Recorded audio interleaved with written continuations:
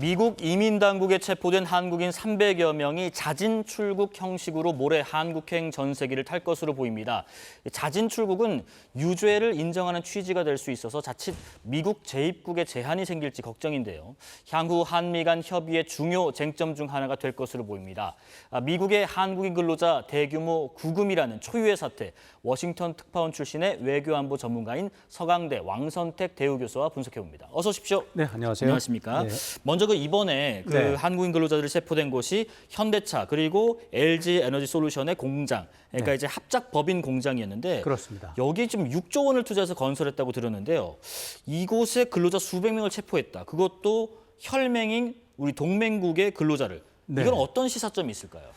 네, 말씀하신 것처럼 동맹 관계에서 용납할 수 없는 일이 벌어진 거죠. 우리 근로자를 신체 안전의 보장에 이제 전면적으로 위배되는 상황이 벌어졌습니다. 네.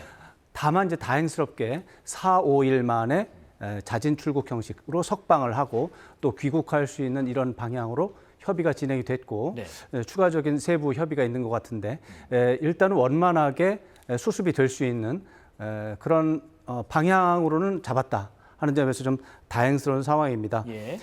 다만 이제 이런 것들이 이제 지금 말씀하신 것처럼 자진 출국 형식으로 나갔을 때 어떤 또 불이익을 받을 수 있다. 이런 것이 이제 후속 협상이 남아 있습니다. 네네. 이런 것들을 다 마치면 오히려 이번 상황이 한미 관계에서 전화위복이 될 수 있다. 또 이런 생각도 할 수 있기 때문에 마지막까지 긴장감을 놓지 말고 계속해서 한미 협의를 진행하기를 기대합니다. 아무래도 워낙에 그 굴지의 기업, 대기업 두 곳이 합작으로 세운 법인에서 일어난 일이기 때문에 우리가 충격이 좀 더 컸던 것 같은데 그렇습니다. 특히나 이제 해당 구금 시설이 굉장히 열악하기로 유명한 곳이더라고요. 걱정이 많았는데 그나마 오늘 외교부에서 면담한 근로자들이 이 건강이나 인권 침해 문제는 토로하지 않은 것으로 전해져서 걱정을 조금 덜었습니다. 지금 한국인 근로자와 이야기 나눈 동료 전원 한번 잠깐 들어보겠습니다. 네. 좀 열악하다고는 하는데요. 밥은 잘 챙겨주시고 안에서 수갑을 차고 있냐라고 물어봤을 때는 수갑은 안 차고 있어요. 어쨌든 이렇게 대규모로 급습해서 수갑에 사슬까지 우리가 영상으로도 봤는데 네.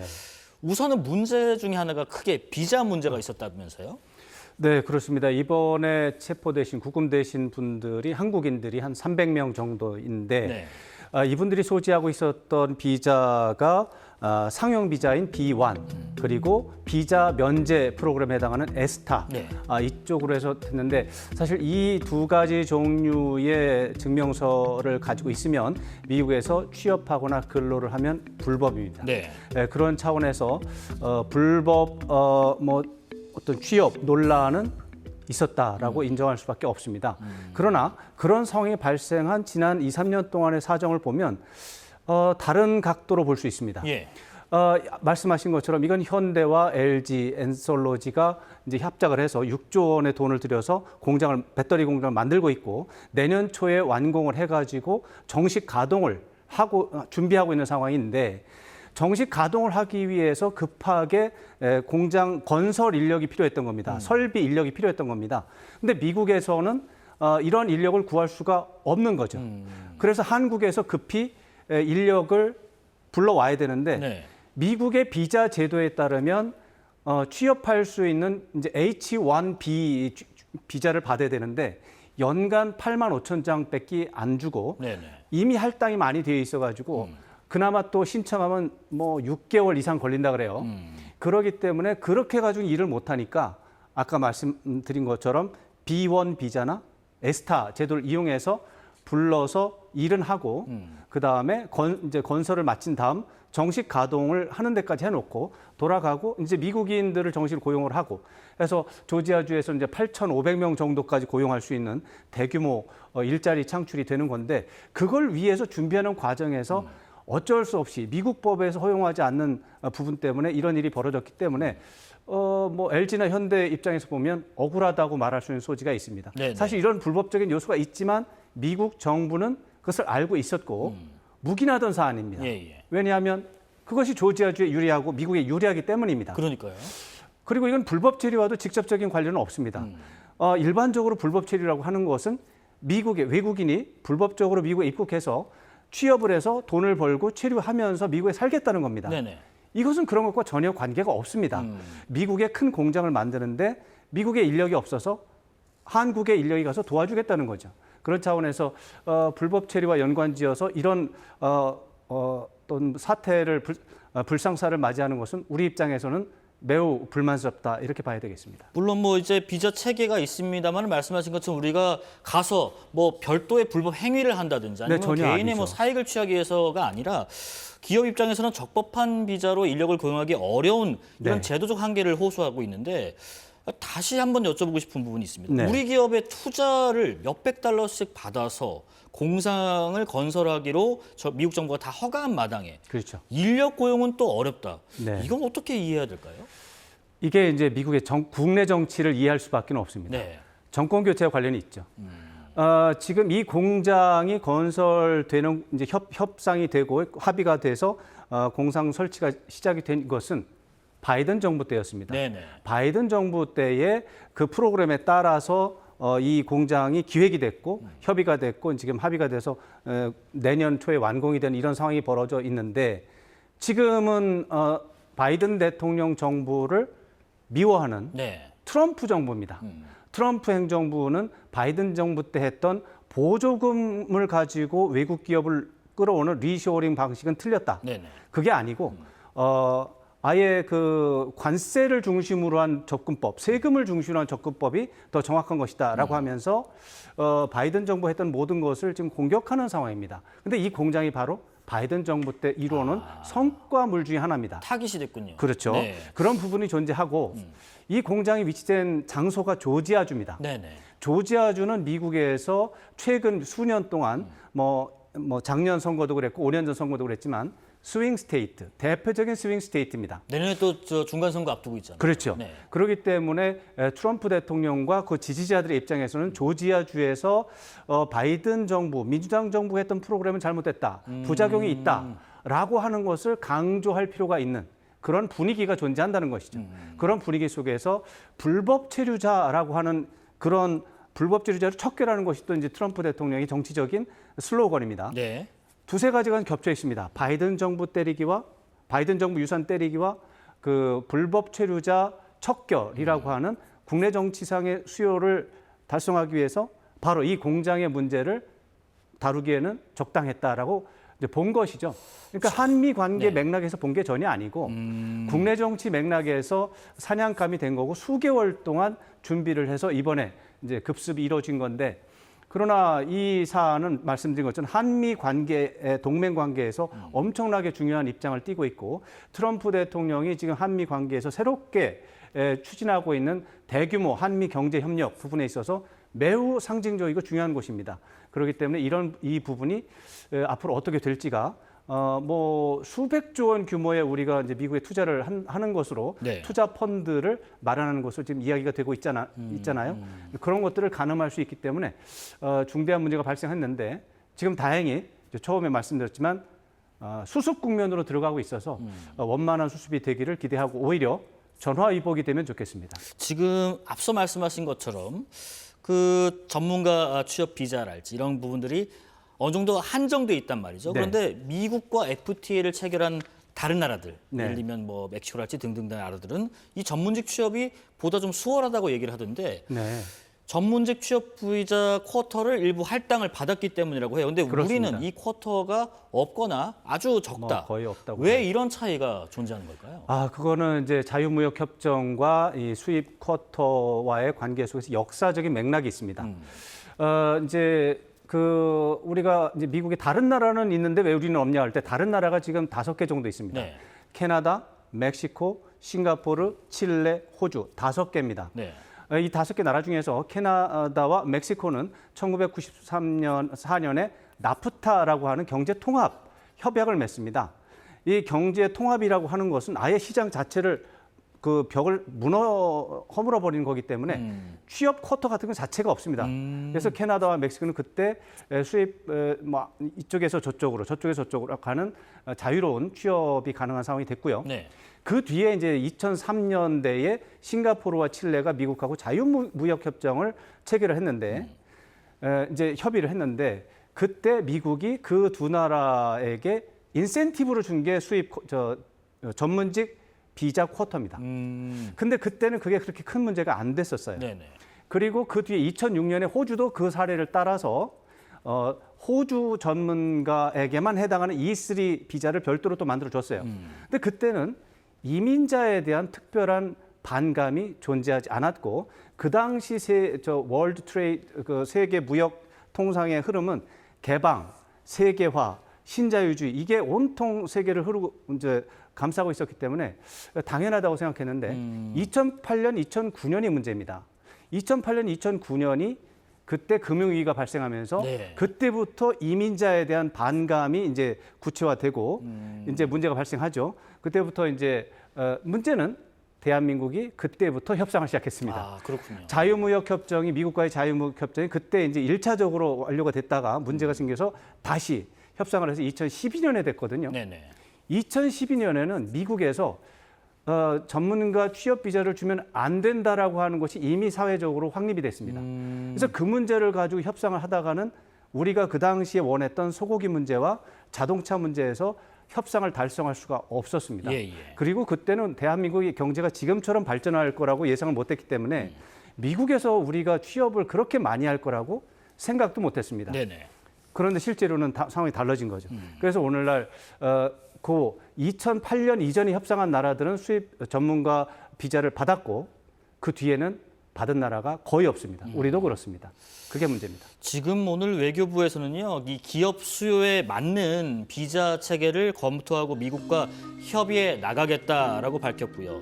논의 과정에서 우리가 좀 안일한 부분은 없었는지 또 역사적 배경을 바탕으로 좀 촘촘히 좀 살펴봐야 될 부분이 있고 물론 이 안에 기업의 목소리도 좀 들어가야 될 것 같습니다. 그런데 지금 막대한 금액을 투자한 우리 입장에서는 뒤통수를 어쨌든 제대로 맞은 격인데 트럼프 미 대통령이 그런데 이런 얘기를 했더라고요. 한국과 매우 좋은 관계를 가지고 있다. 이게 어떤 말일지 듣고 해석 들어보겠습니다. You know, when they're building batteries, if you don't have people in this country right now that know about batteries, maybe we should help them along and let some people come in and train our people to do, you know, complex things, whether it's battery manufacturing or computer manufacturing or building ships. So we're going to look at that whole situation. We have a lot of industries that we don't have anymore, and we're going to have to train people. Training the relationship with Korea at all? No, we have a great relationship with South Korea. Really good relationship. You know, we just made a trade deal. 이 지금 벌어진 상황이 있다 보니까 저 말이 선뜻 이해가 안 가고요. 그렇죠. 좀 덧붙여서는 SNS에 그런 얘기를 덧붙였더라고요. 인재를 합법적으로 데려와서 제품 생산하는 일을 신속하고 합법적으로 할 수 있게 만들겠다.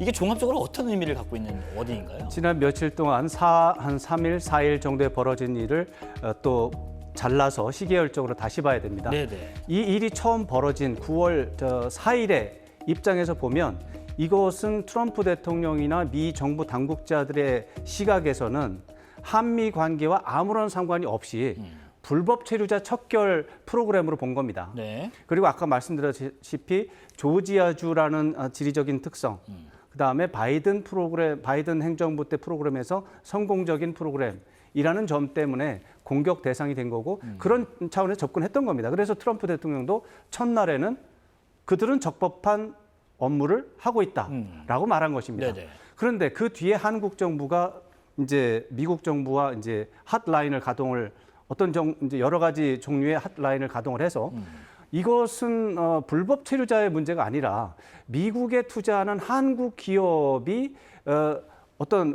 한미 간에 합의된 사항을 달성하기 위해서 최선의 노력을 하다가 벌어진 상황이다. 그렇습니다. 이 부분은 불법 체류자라는 프레임이 아니라 한미 동맹 관계, 한미 경제 협력이라는 프레임에서 접근해야 된다라는 부분을 설명을 한 거라고 저는 이해하고 있습니다. 한 2, 3일 사이에 트럼프 대통령이 이해가 바뀐 겁니다. 불법 체류자 척결 프레임에서 한미 경제 협력 프레임으로 지금 변경되어 있는 상태입니다. 네. 그렇게 변경된 것은 저는 한국 정부의 설명이 있었다고 생각합니다.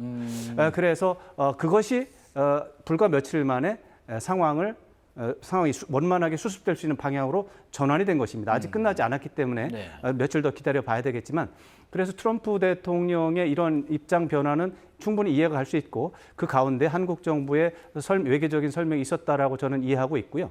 그랬을 때 앞으로 트럼프 대통령이 저기 지금 말한 대로 네. 지금 한국 정부의 설명을 들어보니 이건 불법 체류자 문제가 아니라 한국 기업이 미국에 투자를 하다 보니 법적인 부분이 미비해서 벌어진 불상사구나. 그렇다면 이 불상사를 해결할 수 있는 제도적인 보완점이 필요하군. 그러면은 비자 문제나 아니면 그것과 관련해서 한국의 인력이 조속히 와서 일을 하고 공장을 가서 이제 만든 다음 빠지고 미국인이 이제 정상적으로 고용이 될 수 있는 상황을 만드는 것이 유리하겠다라고 생각할 수 있는 그런 근거를 보여주고 있습니다. 네. 그런 차원에서 전화위복이라고 한다면 트럼프 대통령의 특별 명령에 의해서 비자 문제가 해결이 되거나 비자 문제가 해결이 안 된다면 대통령의 특별 명령으로 합법적으로 우리 근로자, 숙련 근로자들이 가서 다시 작업을 재개할 수 있는 상황으로 이동이 된다면 전화위복이 될 수 있다 이렇게 평가할 수 있습니다. 워낙에 이제 어떤 거래랄지 뭐 딜이랄지 이런 것에 능통한 트럼프 대통령이다 보니까 혹시 이번 사태를 미국이 향후에 이제 무역 후속 협상 단계에서 어떤 압박 카드로 이용할 수 있는 가능성도 있을까 하는 궁금증도 들어요. 뭐 그런 가능성을 완전히 배제할 수는 없습니다. 그러나 제가 지금 몇 가지 분석의 말씀을 드린 것처럼 네. 트럼프 대통령이 최초에 접근한 상황, 그다음에 지금 어제 오늘 사이에 나온 발언 이것들을 감안을 해보고 특히 한국과 미국 사이에 이미 하루 이틀 정도 뒤에는 석방을 하는 것으로 합의가 이루어져 있고 특히 석방의 조건도 어떤 기존의 법률에 따르면은 자진 출국 형식으로 석방이 되고 귀국이 되면 네. 향후 5년 또는 10년 동안 미국 방문이 불가한 이런 조항이 있다는 것이잖아요. 네네. 이런 부분들을 지금 삭제하는 쪽으로 협의가 추가적으로 진행이 되고 있다고 합니다. 이러한 것들은 미국이 한국을 상대로 해서 압박을 해서 강압을 하는 상황이라기보다는 한국을 잘 설득해서 기존에 약속한 수백조 원 규모의 한미 협력 상황을 원만하게 계속해서 진행하고 싶다. 이런 쪽으로 방향을 돌렸다라고 일단은 이해하고 싶고요. 그렇다면은 제가 처음에 말씀드린 것처럼 전화 위복의 상황을 만들 수 있는 그런 쪽으로 해석하는 게 좀 더 현실적이다 이렇게 봐야 되겠습니다. 마지막으로 아까 미국 국내 정치 상황 때문에 이런 사태가 일어난 부분도 인과관계를 말씀해 주셨는데 지금 미국 곳곳에서도 이민 당국의 이런 대규모 구금 사태에 항의하는 네. 집회도 열렸다고 하고요. 네. 자국민의 반응, 트럼프 정부의 입장 변화에 영향을 미칠지도 궁금해요. 지금 미국의 정치 상황이라고 네. 하는 것의 중요한 특징은 양극화입니다. 트럼프 대통령이 잘하든 못하든 미국의 국익에 유리하든 불리하든 이런 것들을 합리적이고 신중하게 고민을 해서 어떤 행동이 나오는 게 아닙니다. 네. 트럼프 대통령을 지지하는 사람은 무조건 지지하고 트럼프 대통령을 싫어하는 민주당 계열의 성향의 미국의 국민들은 사실상 무조건 반대하는 성향도 보이고 있습니다. 이러한 무조건적인 당파적인 접근법을 하게 된다면 이쪽이나 저쪽이나 뭐 두려워할 필요가 없는 거죠. 어차피 너는 나한테 반대할 거 아니야. 뭐 그러면서 시위 뭘 하는 거에 대해서 나는 신경 쓰지 않지. 근데 그렇게 얘기할 수 있고요. 그런 차원에서 지금 트럼프 대통령의 불법 체류 문제, 이번 문제에 대해서 시위를 하는 것들은 일반적인 불법 체류자 척결하는 사업 중에서 인권 침해가 너무 많이 벌어지기 때문입니다. 그런데 지금 이번 우리 근로자의 구금 사태는 그러한 프레임이 아닌데 그런 프레임을 오해를 받고 벌어진 일이라서 그것보다는 그 분리해서 별도로 처리하는 것이 적절하고요. 실제로 트럼프 대통령도 기존의 시위라든가 반 트럼프 시위에 영향을 받지 않을 것으로 생각합니다. 예, 그렇게 큰 영향을 받을 것으로 전망하지는 않으신다는 네, 그런 그렇습니다. 말씀까지 한번 들어봤습니다. 한국인 근로자의 대규모 구금과 향후 대처, 서강대 왕선택 대우교수와 짚어봤습니다. 고맙습니다. 고맙습니다. 자, 9월 8일 월요일 사사건건은 여기까지입니다. 시청해주신 여러분 고맙습니다.